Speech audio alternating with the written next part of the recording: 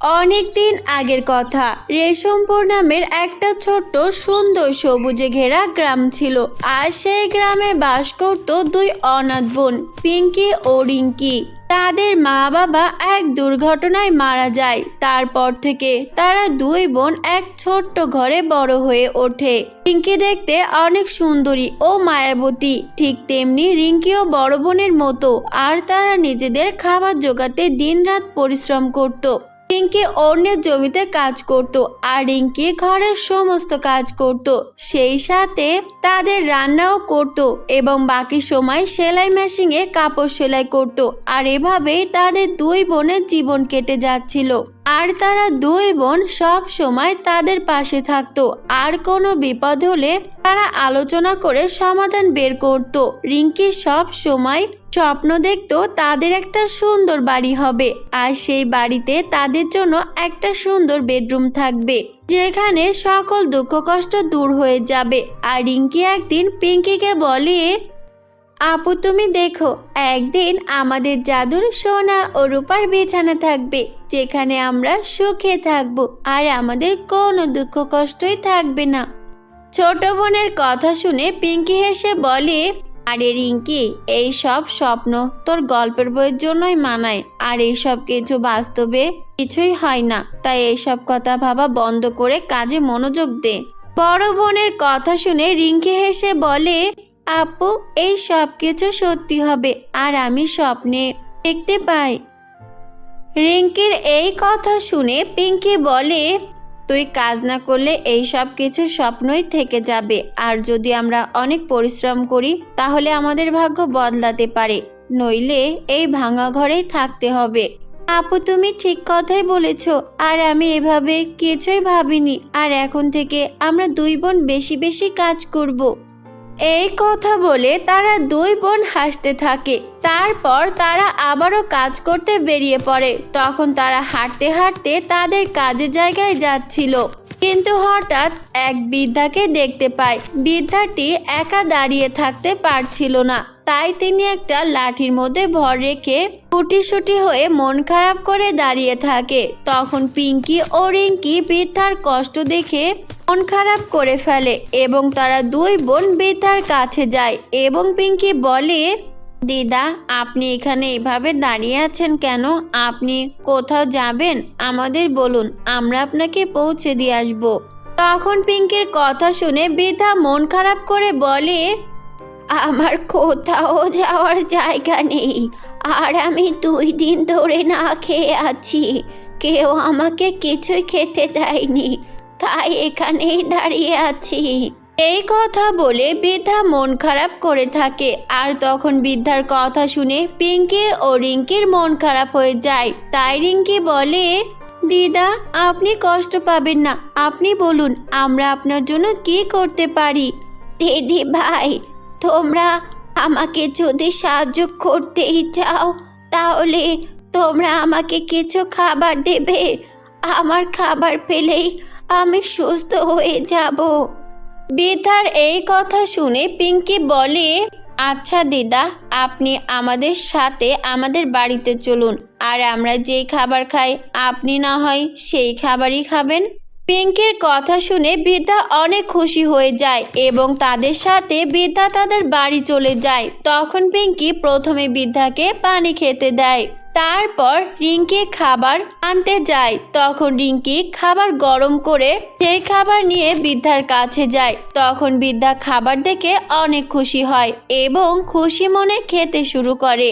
খাওয়া শেষ করে বৃদ্ধা খুশি মনে বলে, তোমরা দুই বোন অনেক ভালো, আর আমাকে না জেনে আমার কষ্ট দেখে তোমরা আমাকে তোমাদের বাড়ি নিয়ে এলে আর নিজেদের খাবার খাওয়ালে।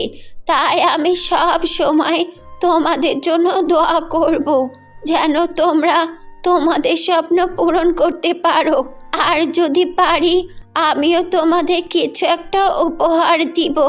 বৃদ্ধার এই কথাগুলো শুনে তারা দুই বোন খুশি হয়ে যায়। কিন্তু তখন পিঙ্কি বলে, দিদা আপনাকে কিছুই দিতে হবে না, শুধু আপনি আমাদের জন্য দোয়া করবেন, তাহলেই আমরা ভালো থাকবো। তখন পিঙ্কির কথা শুনে বিদ্যা হেসে বলে, আমি তোমাদের পরিশ্রম দেখেছি, আর তোমরা আমার জন্য যা করলে তা আর কেউ করতো না, তাই আমি তোমাদের পরিশ্রমের পুরস্কার দেব। এই কথা বলে বিদ্যা তার একটা পুরানো ব্যাগ থেকে দুটো ছোট ছোট চাবি বের করে, যা ছিল সোনা ও রূপার চাবি। তখন বিদ্যার চাবি দেখে তারা দুই বোন কিছুই বুঝতে পারে না, তাই বিদ্যা সেই সোনা ও রূপার চাবি বিশেষত্বর কথা বলতে থাকে। আর সেই সাথে বিদ্যা তাদেরকে বলে, দিদি ভাই, এই চাবি কোনো সাধারণ চাবি নয়, এই চাবি তোমাদের স্বপ্ন পূরণ করবে, স্বপ্নের ঘরে নিয়ে যাবে, যেখানে তোমরা জাদুর বিছানা দেখতে পাবে। সেই সাথে তোমরা দুই বোনের দুঃখ কষ্ট সব দূর করতে পারবে। তখন বিদ্যার এই সব কথা শুনে তারা দুই বোন বিশ্বাস করতেই পারছিল না। তাই রিঙ্কি বলে, দিদা, আপনার কথাগুলো সত্যি, আর এই চাবিগুলো আমাদের ভাগ্য বদলাতে পারবে? তখন রিঙ্কির কথা শুনে পিঙ্কি বলে, রিঙ্কি তুই থাম, আর এই চাবি যাই হোক দিদা আমাদের জন্য দোয়া করেছেন, এটাই আমাদের জন্য অনেক কিছু। তারপর পিঙ্কের কথা শুনে বিদ্যা হাসে এবং সেখান থেকে চলে যায়। আর একটু পর রাত হয়ে যায়। তখন তারা দুই বোন একসাথে ঘুমিয়ে পড়ে, কিন্তু রিঙ্কি ঘুমালেও পিঙ্কির চোখে ঘুম আসে না। আর পিঙ্কি তখন বিদ্যার কথাগুলো মনে করে, সেই সাথে চাবির রহস্যের কথাগুলো। তাই পিঙ্কি মনে কৌতূহল জাগে, আর পিঙ্কি সেই দুটো চাবি থেকে সোনার চাবি হাতে তুলে নেয় আর তাদের ঘরের এক তালার মাঝে ঘোরায়। তখন সঙ্গে সঙ্গে সেই দরজা খুলে যায় এবং সেই ঘর জাদুর সোনার ঘর হয়ে যায়, যেখানে সবকিছু সোনার ছিল। তাই পিঙ্কি খুশি হয়ে রিঙ্কিকে ডাকতে থাকে আর বলে, রিঙ্কি ওঠ, দেখ আমাদের ঘর সোনার হয়ে গেছে, যেমনটার কথা তুই এতদিন বলে আসতি। রিঙ্কি ওঠ না রিঙ্কি। পিঙ্কির কথা শুনে রিঙ্কির ঘুম ভেঙে যায়। তারপর রিঙ্কি ও পিঙ্কি সেই সোনার বিছানার ঘরে যায় এবং তাদের চোখের সামনে সবকিছু সোনা দেখতে পায়। তখন তারা দুই বোন অনেক খুশি হয়ে যায়। আর রিঙ্কি বলে, আপু, এগুলো সত্যি সোনার তৈরি? আমার মনে হচ্ছে আমি স্বপ্ন দেখছি। আপু, আমি স্বপ্ন দেখছি না তো? তখন পিঙ্কি হেসে বলে, না বোন, এগুলো সব সত্যি। আর দিদার কথাগুলোর মানে এই জাদু সোনার বিছানার ঘরই ছিল। তারপর রিঙ্কি রূপার চাবি ঘোরায়। তখন সঙ্গে সঙ্গে আর একটা জাদুর রূপার দরজা খুলে যায়। সেখানে বিছানা সহ ঘরের সব কিছু রূপার তৈরি ছিল। আর এই সব কিছু দেখে তারা দুই বোন অনেক খুশি হয়ে যায়। আর রিঙ্কি বলে, আপু, এখানে সবকিছু রূপার তৈরি, রূপার বিছানা, রূপার ঘর। তাহলে আমরা সত্যি জাদুর ছোঁয়া পেয়েছি।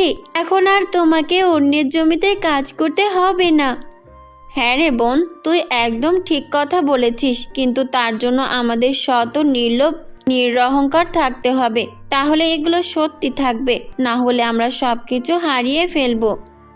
পিঙ্কির এই কথা শুনে রিঙ্কি খুশি হয়ে বলে, আপু, তুমি কোনো চিন্তা করো না, আমি এই জাদুর সোনা ও রূপার বিছানার জন্য সব কিছুই করতে প্রস্তুত, আর কোনো মন্দ লোকের কথা বলবো না। রিঙ্কির কথা শুনে পিঙ্কি বলে, এই যেই কথাগুলোই বললি সেগুলো সব কথা মনে থাকে জানো। আপু, আমার মনে থাকবে, আর আমাদের সুখের জন্য আমি সব কিছুই করতে পারি এবং আমরা গ্রামের অসহায় লোকদেরকেও সাহায্য করব। এই কথা বলে তারা দুই বোন হাসতে থাকে। অন্যদিকে তাদের এই সোনা ও রূপার বিছানা ও ঘরের কথা গ্রামের সবাই জেনে যায়। তাই তারা সবাই জাদু সোনা ও রূপার বিছানা দেখতে রিঙ্কিদের বাড়িতে যায়। সেই সাথে তারা জাদু সোনা ও রূপার বিছানায় নিজেদের চোখ জলজল করে ওঠে। আর এটা দেখে তারা অবাক হয়ে যায় এবং ভালো মানুষগুলোর সাথে এক দুষ্টু মহিলাও তাদের গ্রামে বাস করত। তখন সেই মহিলার কাছেও জাদু সোনা ও রূপার বিছানার কথা পৌঁছে যায়।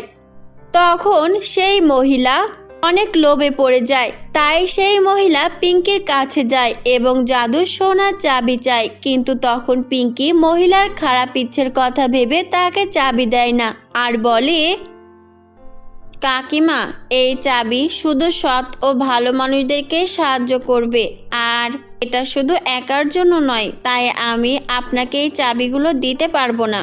তখন পিঙ্কির কথা শুনে মহিলা রেগে যায় আর তাদের ক্ষতি করার কথা বলে, আর এভাবেই ভয় দেখাতে থাকে। তখন মহিলার এই সমস্ত কথায় ভয় না পেয়ে রিঙ্কি বলে, কাকিমা, আপনি এসব কথা বলে আমাদের মনকে দুর্বল করতে পারবেন না, আর আমরা আপনাকে এই চাবিটাও দেব না।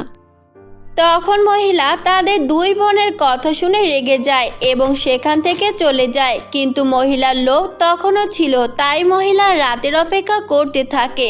আর যখন রাত নেমে আসে তখন সেই সুযোগে লোভী দুষ্ট মহিলা পিঙ্কিদের বাড়ি যায় এবং তাদের ঘরে ঢুকে চাবি চুরি করে আর তালা খুলতে থাকে। কিন্তু তখন ঘরের দরজা না খুলে উল্টে মহিলার শরীরে আগুন লেগে যায় এবং মহিলা চিৎকার করতে থাকে, কিন্তু কিছুই করতে পারে না, আর সেই আগুনে পুড়ে মহিলা মারা যায়। অন্যদিকে পিঙ্কি ও রিঙ্কি তাদের পরিশ্রম ও সততার জন্য একটা সুন্দর জীবন পায় এবং তারা দুই বোন হাসি আনন্দে একটা সুন্দর বাড়িতে বসবাস করতে থাকে।